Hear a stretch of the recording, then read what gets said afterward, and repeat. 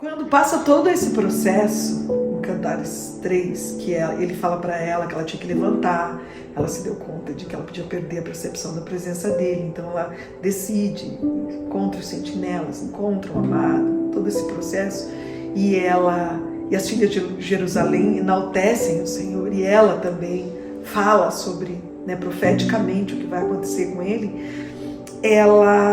O amado daí responde ela, a atitude dela.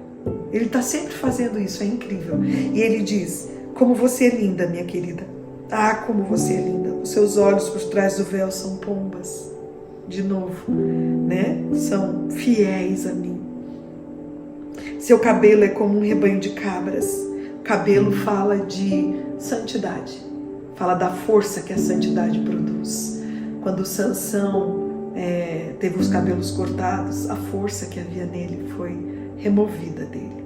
Então, tudo que ele vai narrando, todo o simbolismo tem um significado. Então, os cabelos falam da força que a santidade produz em nós, E ele diz: os seus dentes são como um rebanho de ovelhas recém-tosqueados que vão subindo do lavadouro. Cada um tem o seu par e não há nenhuma sem crias. Ele está falando de sua habilidade de digerir a palavra. É incrível. Você digere a palavra. Você passa tempo meditando nas minhas verdades, E ele diz: seus lábios são como um fio vermelho, sua boca é belíssima, suas faces por trás do véu são como as metades de uma romã.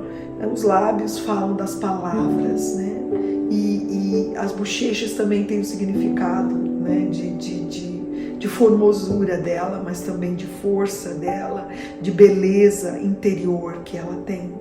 As emoções dela estão sendo controladas, porque ele vai entrar em todas as esferas, todas as áreas da nossa vida. E ele vai dizer: na sua face, por trás do seu véu, são como as metades de uma romã. O seu pescoço é como a torre de Davi, construída com um arsenal. O pescoço fala de submissão. Então, quando o povo de Israel desobedecia, o Senhor dizia que eles eram como um pescoço que não se dobrava, como alguém que não se curvava. Então, os pescoços falam de obediência. E ele diz para ela ainda: construído como um arsenal. Nela estão pendurados 1000 escudos, todos eles escudos de heróicos guerreiros. E aí ele vai dizer: os seus seios são como os filhos do cervo, como os filhotes gêmeos de uma gazela que repousam entre os lírios. Os seios falam de nutrir, de amamentar. Então, se você digere a palavra, aí não só isso, você é capaz, você é uma guerreira e você é capaz de alimentar a outros. Você recebe e você consegue passar isso. E a gente sabe que isso é tudo profético, Ela disse a ele: enquanto não raiar o dia e as sombras não fogem, irei à montanha da mirra e à colina do incenso. Ele faz todo esse elogio para ela e ele queria uma resposta dela. Ele estava chamando ela para uma dimensão maior de experiência com Deus, porque a colina do incenso fala de você ser o sacrifício. A mirra, ela queimada, ela produz um odor, ou um cheiro, E aqui ele estava querendo que ela fosse o incenso. E ela diz ainda: irei até a montanha da mirra e a colina do incenso. Na verdade, ela está dizendo, vamos recapitular aqui, Na verdade, ela é o incenso e a colina da mirra é o lugar de morte, que é o incenso da morte. Antigamente, no mundo antigo, quando alguém morria, até que os parentes pudessem chegar, a pessoa era embalsamada com a mirra, para que ela pudesse passar mais tempo e não putrefar e não cheirar mal. Então, a mirra é o incenso da morte. Jesus foi embalsamado, com essa especiaria, com esse incenso. Então, ela está dizendo: ok, eu vou morrer para mim mesmo e eu vou ser o sacrifício a partir de agora, Então ela aceita ir para a colina do incenso, ser o sacrifício vivo e abraçar a cruz, a morte, a renúncia, E aí ele dá uma resposta para ela. Ele disse: você é toda linda, minha querida. Em você não há defeito algum. Você é perfeita. Venha do Líbano comigo, minha noiva. Venha do Líbano comigo. Desça do alto do Amana, do topo do Senir, do topo do Hermon, das covas dos leões e da toca dos leopardos nas montanhas. Ele está dizendo: olha, o nosso nível de guerra vai ser pesado. Você vai ser uma noiva ninja realmente depois dessa estação. Porque a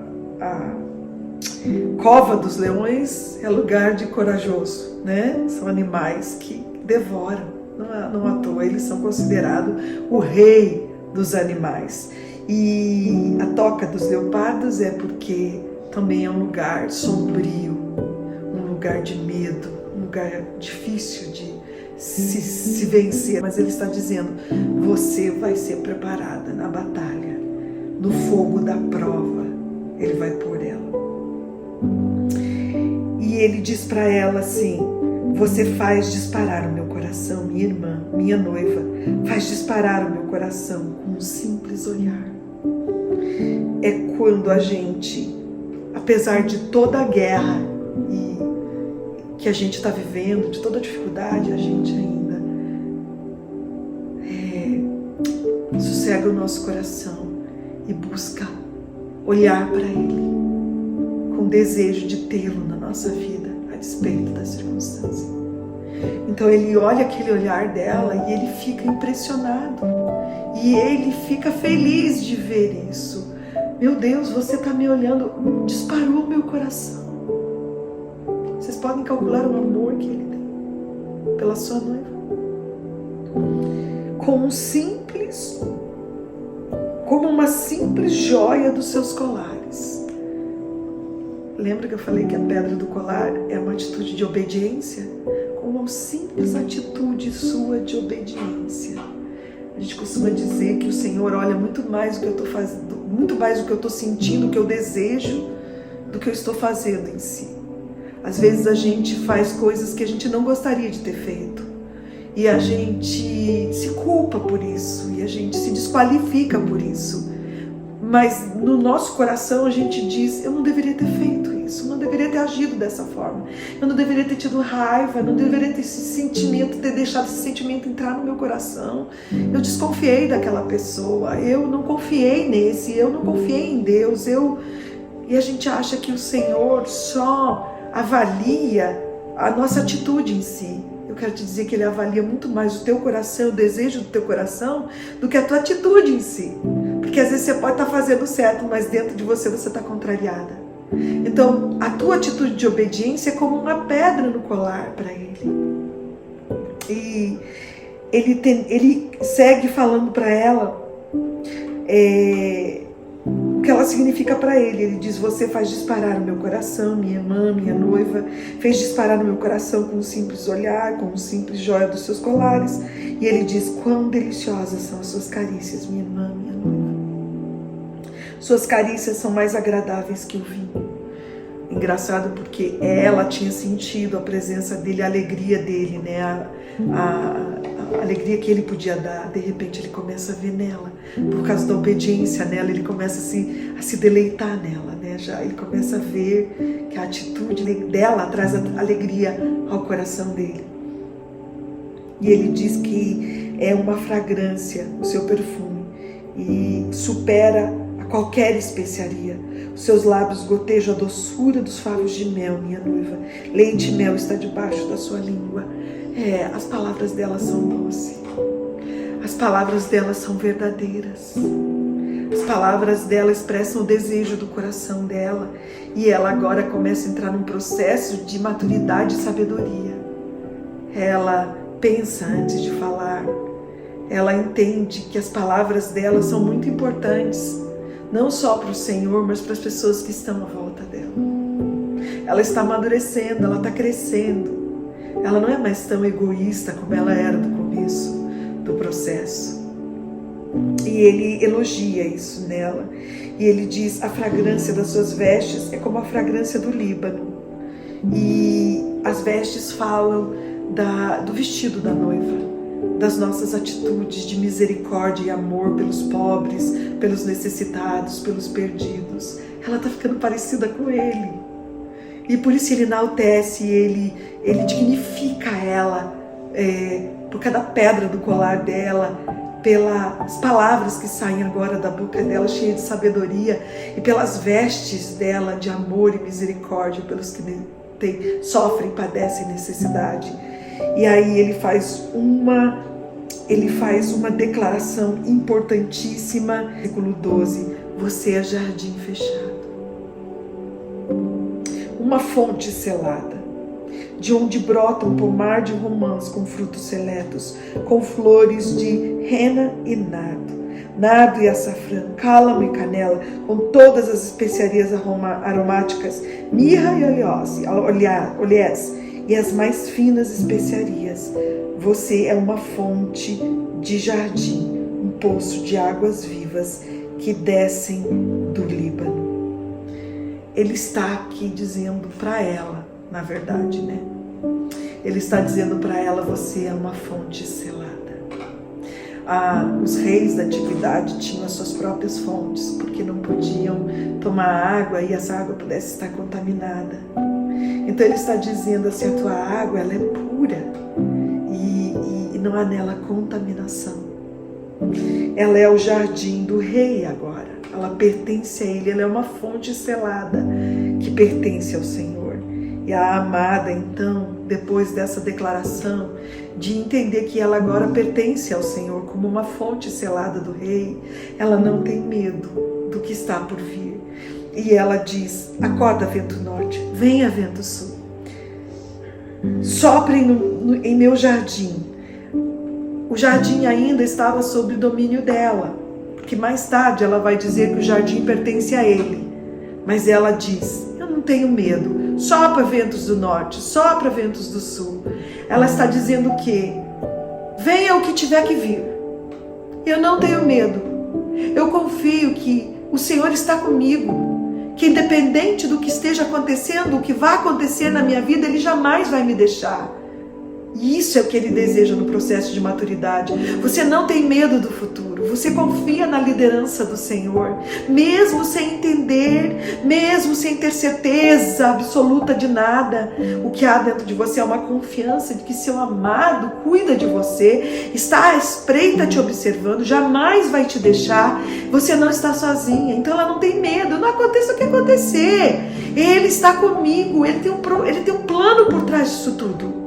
Então os ventos do norte representam as dores, as tristezas, a noite escura da alma que todo ser humano vai ter que enfrentar, que nós muitas vezes vivemos nas nossas perdas, às vezes nas nossas derrotas, nas circunstâncias em que nós não esperávamos estar vivendo.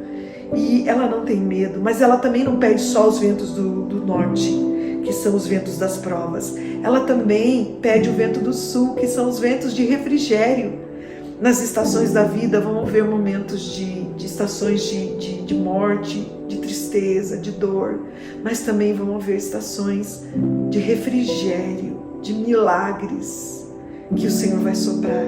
Então ela não tem medo, ela diz: sopra vento norte, venha vento sul, sopre sobre o meu jardim, para que a sua fragrância se espalhe ao seu redor, porque ela sabe que da prova é como você espremer uma azeitona, vai extrair